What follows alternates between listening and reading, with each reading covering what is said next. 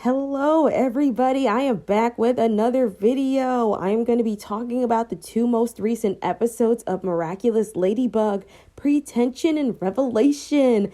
So I might be talking about some spoilers. I'm going to put that in my warnings as a warning for the beginning of all my videos. So anybody who doesn't want to sit and listen, you can turn around and click off. For those who stuck around, we are going to be talking about it. So Kagami, she is a senti monster. She is the third one we've all been waiting to talk about. And Mr. Astruck, he hinted at it that there was a third one. We just didn't know who. I did have an idea a while ago, but I wasn't sure because, I got to use my big brain and I don't always use it sometimes. But now that we talk about it, I guess it's kind of obvious with her behavior. Though, if that's the case, I do wonder, when did Tsurugi get a hold of the Peacock Miraculous? Were they just lending it out to each other? I'm talking about the rich families, because everybody's rich here in this show, or at least the side characters and the main characters. They seem like they got some decent money. But is that what they were doing 14, 15 years ago? Just lending out the Miraculous? Oh, here, you're struggling having a kid? Then here you go. You could just use it. But if we're going that route, then is that the reason why Tsurugi doesn't have her high eyesight? Because she used it to make Kagami around 14, 15 years ago. We know Emily's used it and she is in a comatose state. And Natalie, she used it to help Gabriel, his endeavors. So she's dealing with that too. And sadly, she's getting to that state fast too. So she's not far from behind from Emily at this point.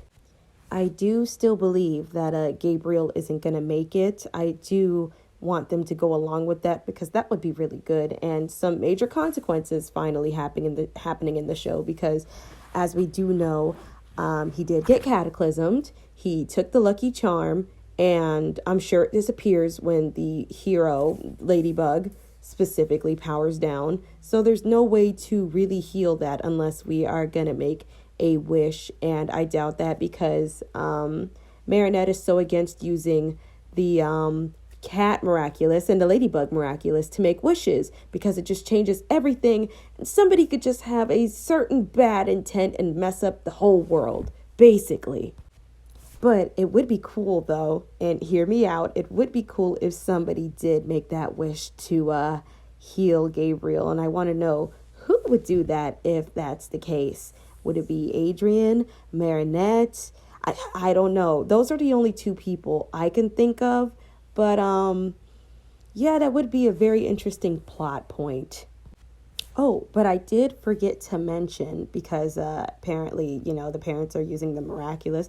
I'm just wondering, did Emily sacrifice herself to bring Adrian and Felix here to do her sister a favor, as well as, her wanting to have her own child?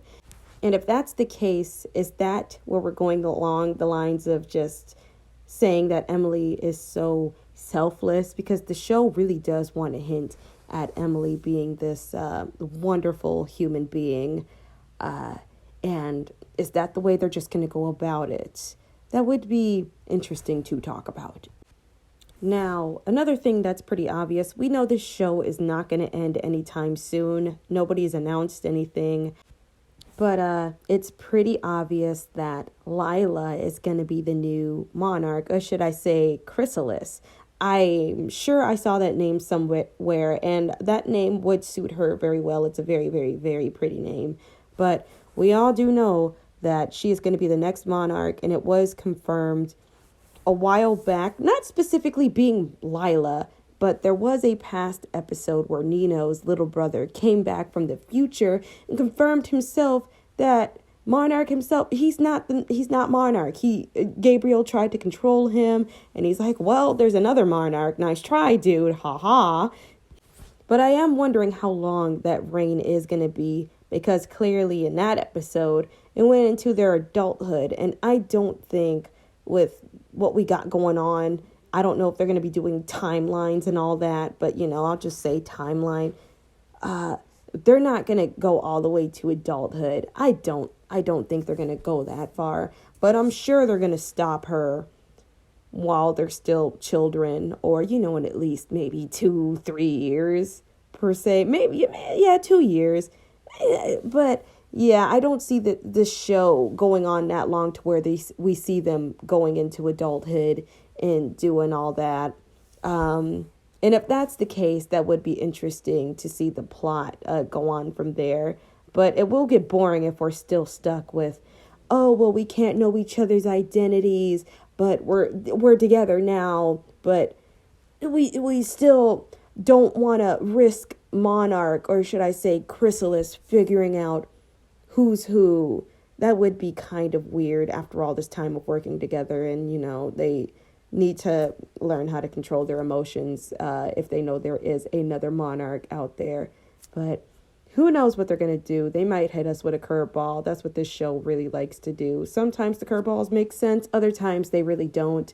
I don't know. I'm not a writer, but I do know they're just trying to keep it interesting for everybody. But that is all I wanted to talk about, everybody.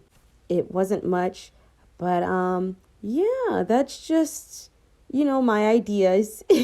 And I wouldn't even really say ideas, but when you put all the puzzle pieces together, it makes sense.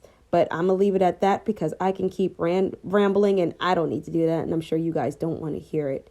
But you all have a good day. I'm going to leave it here and stay fresh. Bye.